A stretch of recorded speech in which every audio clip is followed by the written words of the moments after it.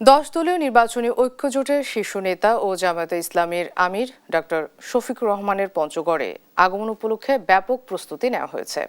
শুক্রবার সকাল 10টায় সদরের চিনিকল মাঠে জনসভায় প্রধান অতিথি হিসেবে বক্তব্য রাখবেন জামায়াত আমির। জনসভা ঘিরে মঞ্চ নির্মাণ সহ সার্বিক প্রস্তুতিতে ব্যস্ত সময় পার করছেন নেতাকর্মী ও স্বেচ্ছাসেবকরা। বৃহস্পতিবার দুপুরে সভাস্থল পরিদর্শন করেছেন এনসিপির উত্তরাঞ্চলের মুখ্য সংগঠক সার্জিস আলম। বলেন, সমাবেশে কয়েক লাখ লোক সমাগম হবে। এর মধ্য দিয়েই শুরু হবে জোটের আনুষ্ঠানিক নির্বাচনী জনসভা।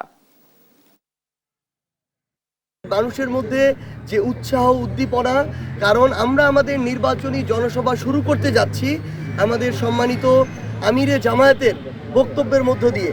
এই যে বিজয়ের ঢেউ, এই যে মানুষের মধ্যে জাগরণের ঢেউ, এই ঢেউ ইনশাআল্লাহ 12ই ফেব্রুয়ারি বিজয় পর্যন্ত পৌঁছাবে ইনশাআল্লাহ।